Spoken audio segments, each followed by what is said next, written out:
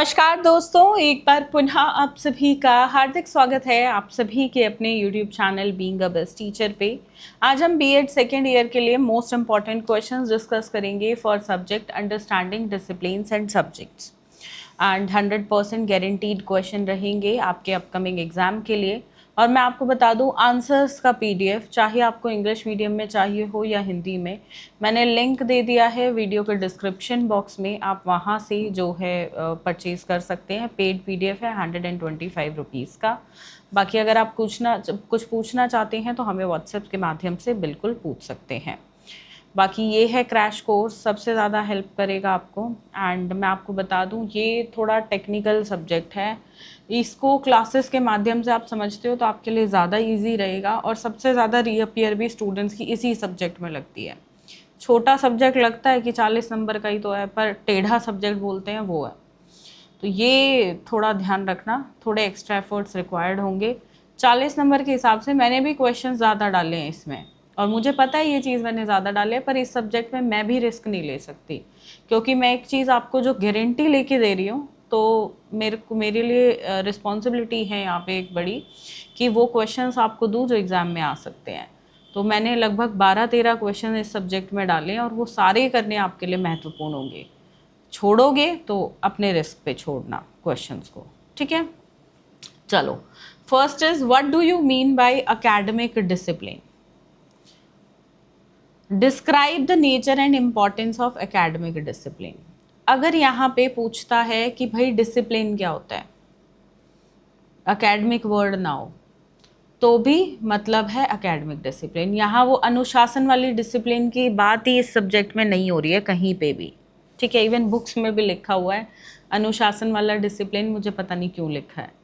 यहाँ understanding disciplines and subjects क्या है?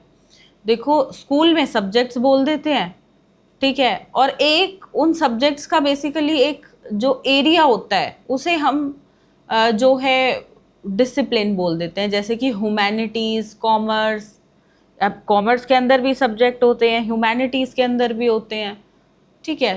तो ये ह्यूमैनिटीज़ क्या हुआ? ह्यूमैनिटीज़ यहाँ पे हुआ आपका डिसिप्लिन, और उसके अंदर जो सब्जेक्ट्स पढ़ाए जाएंगे वो पर्टिकुलर सब्जेक्ट्स हुए। तो डिसिप्लिन ज़्यादा सब्जेक्ट्स को कवर करता है, एक एरिया होता है, जैसे सोशियोलॉजी हो गया, मेडिसिन हो गया, समझ रहे हो, इस तरीके से। तो यहाँ पे अनुशासन वाला जो डिसिप्लिन है, स्ट्रिक्टनेस वाला, उसकी बात नहीं हो रही है। तो ये चीज़ दिमाग में डाल लेना। बाकी इस सब्जेक्ट की मैराथन मैंने ऑलरेडी अपलोड करी हुई है यूट्यूब पे ही, आप देख सकते हैं। लाइव सेक्शन में जाकर देखिएगा, लाइव में आपको मैराथन देखने को मिल जाएगी अंडरस्टैंडिंग डिसिप्लिन्स एंड सब्जेक्ट्स की। क्वेश्चन हिंदी में, शैक्षणिक अनुशासन से आप क्या समझते हैं और शैक्षणिक अनुशासन की प्रकृति और महत्व का वर्णन करें। दूसरा प्रश्न है, फिलोसफिकल, सोशियोलॉजिकल और एजुकेशनल पर्सपेक्टिव बताओ डिसिप्लिन का, यानी कि विषयों के दार्शनिक, समाजशास्त्रीय और शैक्षणिक परिप्रेक्ष्य की व्याख्या करें। तीसरा प्रश्न, डिसिप्लिनरीली और ऑल्टरनेटिव डिसिप्लिनरीली का मतलब क्या है, यानी कि अनुशासनात्मक एवं वैकल्पिक अनुशासनात्मक का वर्णन करें। चौथा प्रश्न है, स्कूल एजुकेशन क्या है और कंटेम्प्रेरी, आज की जो स्कूल एजुकेशन है उसमें क्या मतलब चैलेंजेस आ रहे हैं वो आपको बताना है। काफ़ी इंटरेस्टिंग क्वेश्चन ही अपने आप में है। स्कूली शिक्षा क्या है और स्कूली शिक्षा में समसामयिक चुनौतियों का वर्णन करें।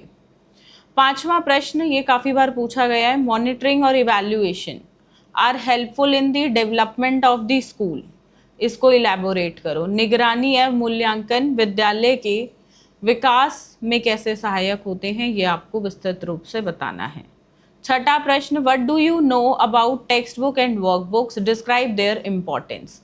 आप पाठ्य पुस्तकों और कार्य पुस्तकों के बारे में क्या जानते हैं, उनके महत्व का वर्णन कीजिए। सातवां प्रश्न है, what do you understand by teacher education, need, importance और ऑब्जेक्टिव्स बताओ टीचर एजुकेशन के, यानी कि अध्यापक शिक्षा से आप क्या समझते हैं। शिक्षक शिक्षा की आवश्यकता, महत्व और उद्देश्यों पर चर्चा करें। 8वां प्रश्न है what are the social aspects considered for determining the school subjects. School विषय का निर्धारण करते समय किन सामाजिक पहलुओं पर विचार किया जाता है। 9वां प्रश्न है describe the subject interdisciplinary, multidisciplinary, transdisciplinary. ये तीनों जो अप्रोच है बहुत इंपॉर्टेंट है और इन पे लगभग हर साल क्वेश्चन आता है। तीनों पे नहीं आएगा तो 2 पे आ जाएगा, 1 पे आएगा, पर आएगा ज़रूर। ठीक है। 10वां प्रश्न है इकोनॉमिक डेवलपमेंट यानी कि आर्थिक विकास पे। Explain the contribution made by education to the economic development of the nation, यानी कि राष्ट्र के जो आर्थिक विकास में है शिक्षा का योगदान आपको बताना है। 11वां प्रश्न है describe the social foundation of curriculum at school level. विद्यालय स्तर पर पाठ्यक्रम की सामाजिक नींव का वर्णन करें। 12वां प्रश्न एजुकेशनल साइकोलॉजी क्या है भाई और इसका स्कोप और ऑब्जेक्टिव्स बताओ। ये क्वेश्चन ना मैंने बाद में ऐड किया है। 12वां प्रश्न ये काफ़ी इम्पॉर्टेंट प्रीवियस ईयर्स में देखा गया है तो इसलिए इम्पॉर्टेंट अपने आप में हो जाता है। शैक्षिक मनोविज्ञान को परिभाषित करें और शैक्षिक मनोविज्ञान के दायरे और उद्देश्यों की व्याख्या करें। इसके बाद 13वां प्रश्न है discuss and describe education as socially contrived system. काफ़ी बार आया प्रीवियस ईयर में तो इम्पॉर्टेंट है। विभिन्न कारकों से प्रभावित एक सामाजिक रूप से निर्मित प्रणाली के रूप में शिक्षा पर चर्चा करें और उसका वर्णन करें। 14वां प्रश्न है what should be the basis of selection of text book that are social of knowledge. ज्ञान की सामाजिक पाठ्य पुस्तकों के चयन का आधार क्या होना चाहिए यह बताएं। 15वां प्रश्न है explain the concept and methods of acquiring knowledge. ज्ञान प्राप्त करने की अवधारणा और विधियों की व्याख्या करें। 16वां प्रश्न है write short notes on meaning of academic discipline. शैक्षणिक अनुशासन का अर्थ, use of multimedia, concept of interdisciplinary, define knowledge and sources of knowledge यानी कि ज्ञान और ज्ञान के स्रोत। Then role of disciplinary knowledge, अनुशासनात्मक ज्ञान की भूमिका। Difference between curriculum and syllabus, पाठ्यचर्या और पाठ्यक्रम में अंतर।